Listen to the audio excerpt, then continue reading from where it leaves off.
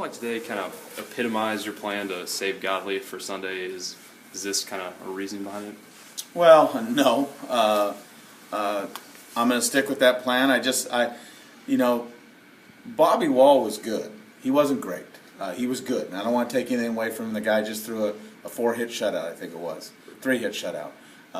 His defense didn't help him a lot, but and again, I'm not taking anything away from Ole Miss.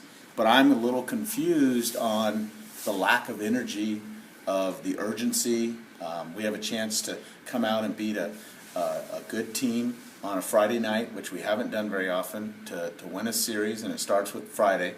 Doesn't take it away that we can't win the series, but we just had no energy, and I'll take some blame for that. I'm the head coach, but I don't know if I'm the guy that has to get them motivated to play this sport and to put on the uniform and have a lot of pride to play.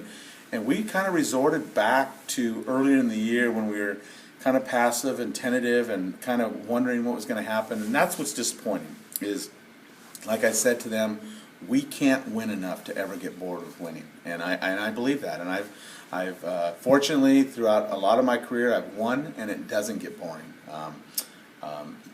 You don't want to come out on the short end, and you have to do things to make that from happen, to create that or keep that from happening. That lack of energy, what do you credit that to? Because those back-to-back innings with the play at the plate, preserving, what could have been some runs there. And that seems like energizing plays. Well, and I think Bobby Wall had something to do with that because that created some momentum. Defense creates momentum. Then he went out and shut us down. But I don't know if, and again, I'm not taking anything away from Bobby because I think he's one of the best pitchers in the SEC at the top of it.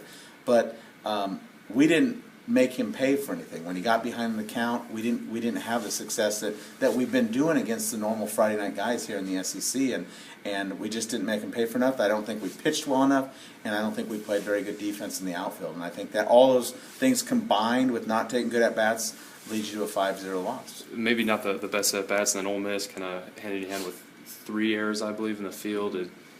You going to say anything to address that tomorrow, or what's the plan going Well, I just told them tomorrow that my expectation is they show up with mentality, and I think we're too far in the season for them to be challenged by their coach to show up with mentality. I mean, just putting on the uniform should get you pretty excited. I know when I squeeze into my uniform, I get pretty excited to be part of this program and try to succeed. So there's no reason why they shouldn't, at their young age, with the energy they should have. Coach, only 5 runs, but 14 hits. Do you kind of view that number as alarming or more of, say, damage control? Nothing. I don't think they were great tonight, but the F Troop on a Friday night, kept us in the game. They scored one late on the home run on the elevated changeup, but they got their hits. They swung the bat. They made us pay for some pitches. I don't look at that as alarming. I mean, it could be 5 runs on 5 hits, and it's the same result. We didn't come out on top, and that's the bottom line in my mind. Aaron Coolin gave up 8. What were your thoughts on his performance? Again, I kind of, Aaron went out, and again, you're talking about a young man who, as a freshman, is going out on a Friday night and competing against some of the best pitchers in the SEC.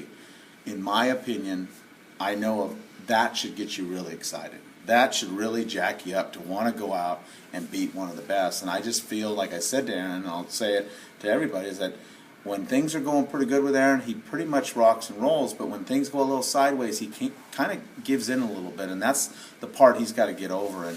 And I keep repeating myself a lot, and those are the things 36 games into the season that we shouldn't have to keep repeating, that these guys start realizing where their success is coming from and where their failures are coming from. Thanks, guys.